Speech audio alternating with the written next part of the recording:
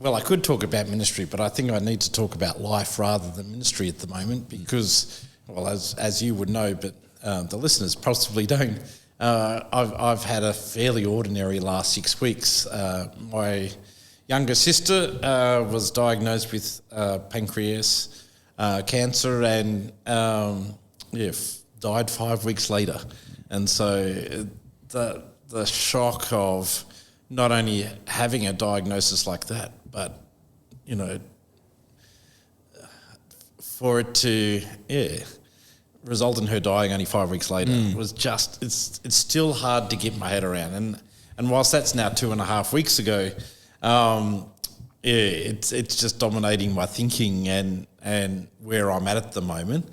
And it's hard, you know, I've made this comment off air to you before, you know, you would think that as a minister and the fact that I've journeyed with so many people going through end of life and death and grief that I should be good at this, but I'm not. You know, when you're in it yourself, it's harder, it's different, and trying to hold the head knowledge that I have or the experience that I've had of journeying with people and trying to apply it to my own situation has been tough. You know, it's been tough watching my parents grieve. It's been even though I can hold on to some blessings, you know, was I able to spend some good quality time with my sister before she died? Yes, you know, was the funeral uplifting and helpful? Yes. But, yeah, you know, there's part of me that wants to say this is life, but it's a crappy part of life. And I can, just find myself just really struggling with trying to, both grieve, but what does that mean for me and what does that mean moving forward? All of that. So I don't know if I answered your question. How am I going? Yeah, no, certainly. And you know, we were also talking earlier about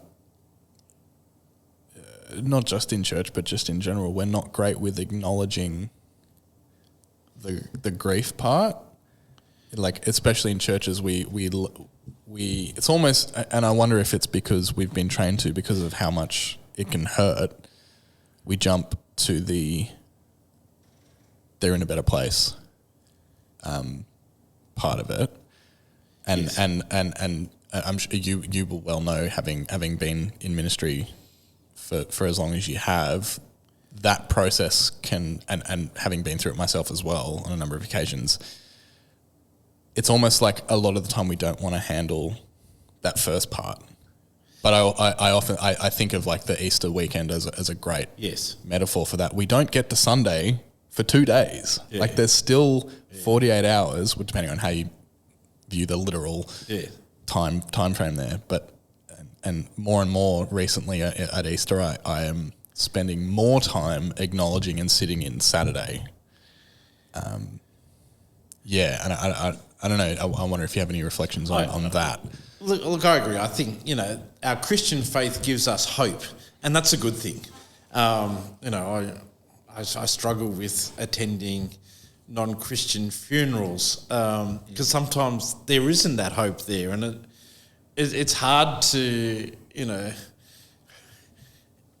it's good to grieve with hope. But I think you're right that sometimes we do just jump straight to the happy ever after part of the story. That yes, we'll all be reunited in heaven one day with Jesus, and so therefore everything's fine. But it's not fine. And not when you're sitting in the middle of it. It's not fine. You know, I'm sad over, you know, what I had with my sister, and you know, the point now is that I no longer have that in this life, and so therefore I grieve over what was still to come. I miss the phone calls. I miss that interaction. Whether that was both good and bad, you know, but still, it's not there anymore. And so I look forward with hope, but I'm grieving that loss now. Yeah.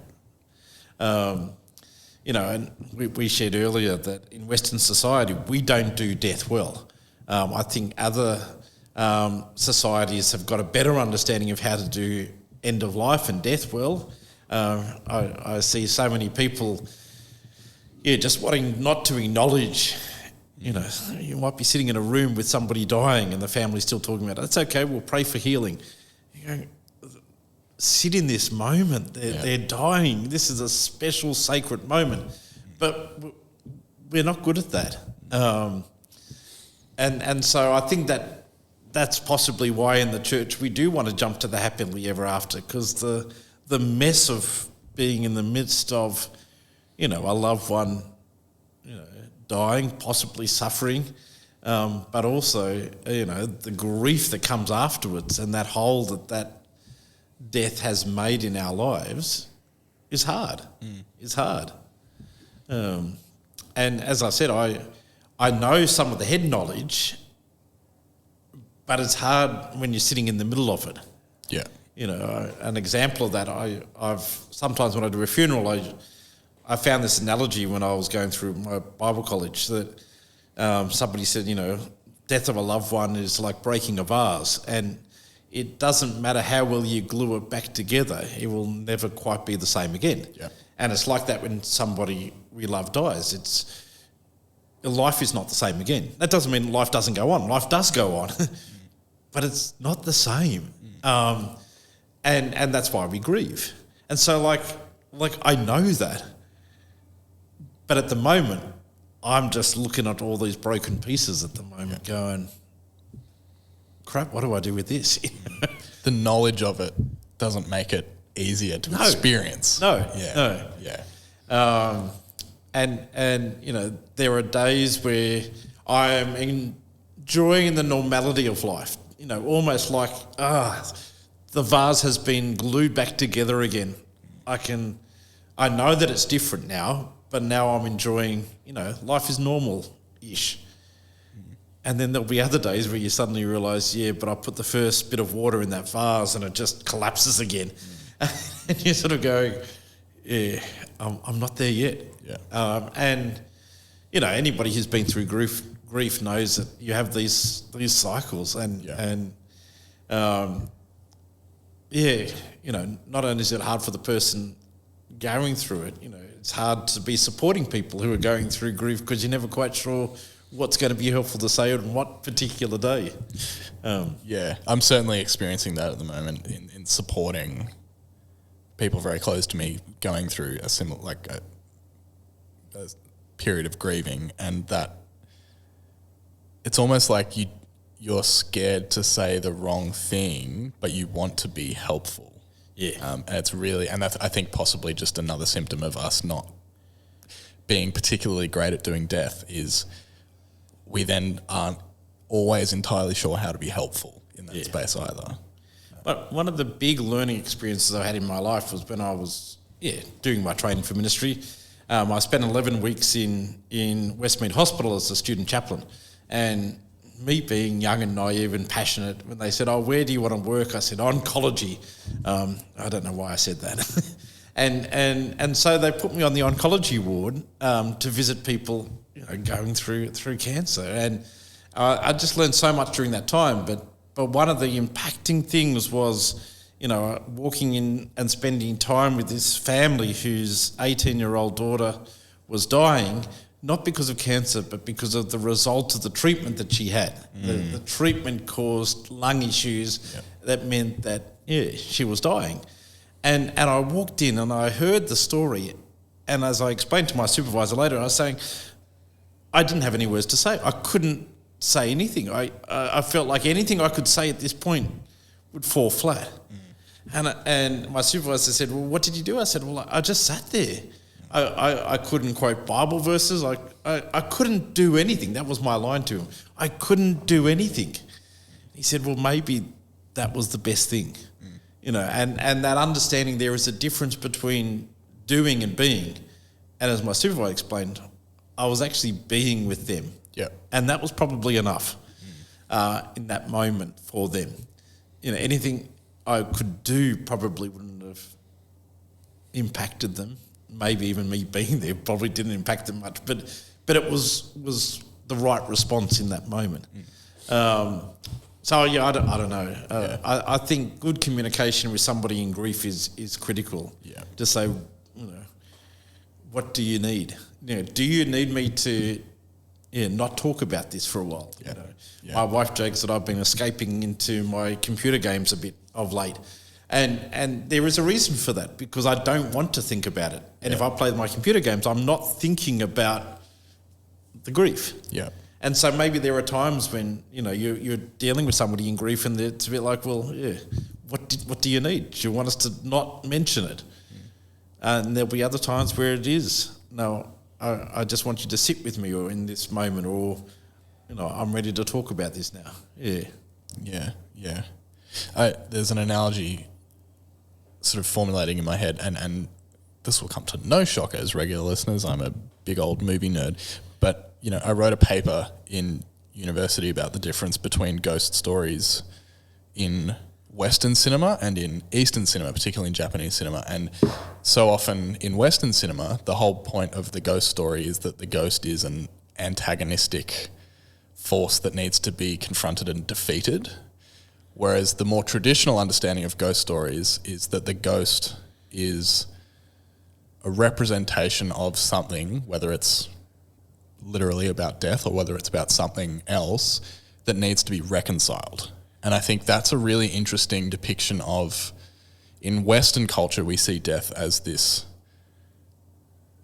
almost villain that we have to either defeat or ignore or somehow suppress, whereas in particular, like in Eastern cinema, you look at all those classic ghost stories, and it's about actually acknowledging and reconciling and coming to a place of being at peace with whatever the thing is. And that's something that I don't think I'm terrible at acknowledging, whether it's grief about the passing of a loved one or whatever, acknowledging that grief as something that is actually a necessary and important part of life and growth, and coming to a place where you can be at peace with it and acknowledge it for what it is, and not treat it as something that's there to antagonize you or be a threat to you. Yeah, I totally agree. And I think that even happens before a person dies.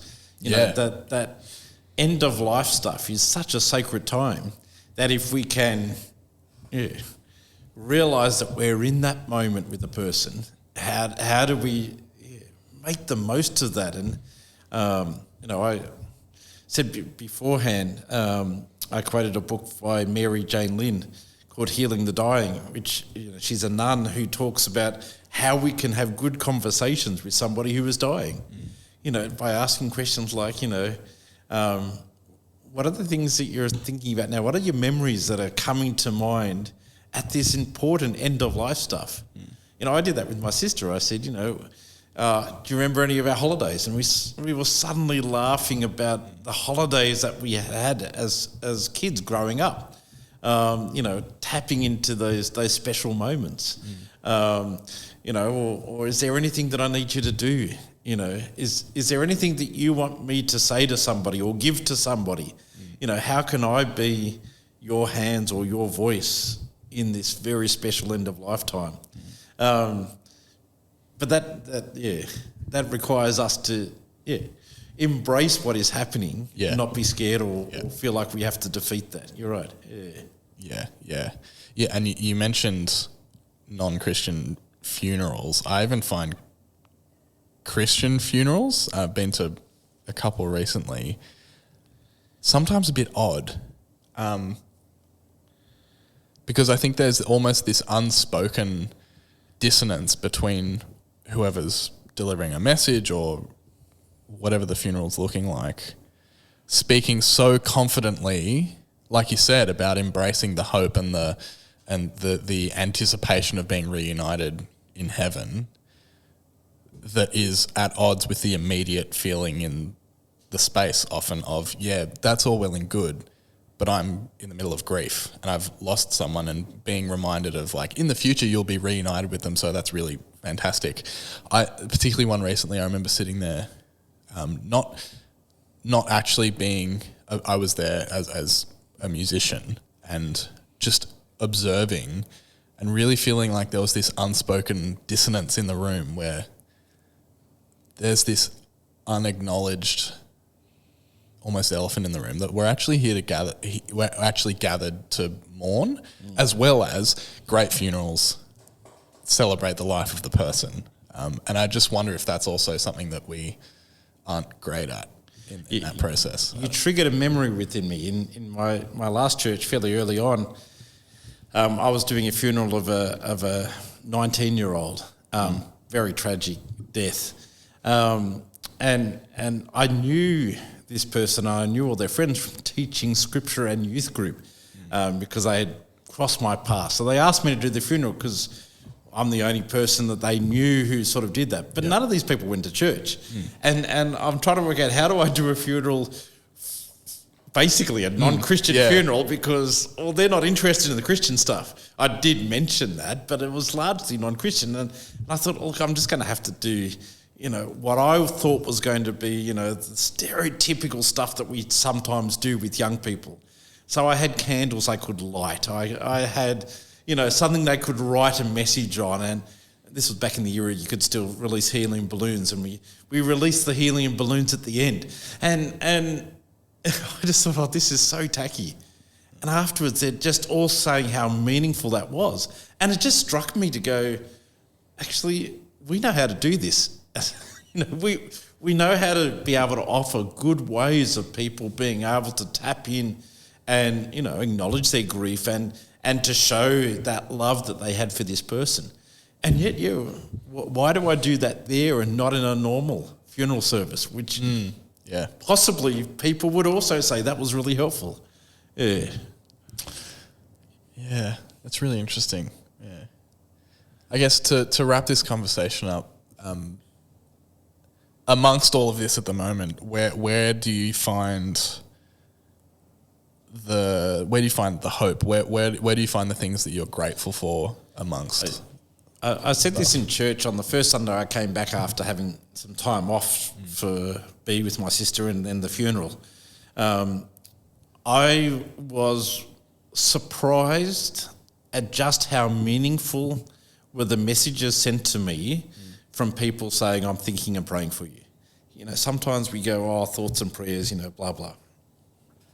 But when you're in the moment, to know that somebody is thinking of you enough to send a message to you or praying for you, I don't know, it just blew me away. It was just deeply meaningful. And I found myself responding, thanks, that means so much.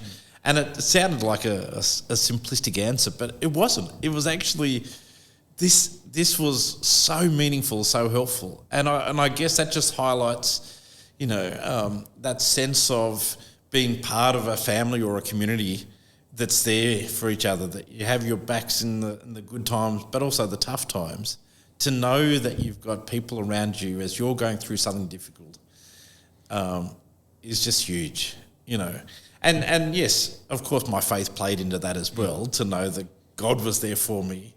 But in the moment, that was being reflected through the people around me. And that was incredible. Just so meaningful for me at that time. I don't know if I answered your question. No, definitely. And that almost brings it full circle back to that first conversation we were having about the value of church community. Yeah.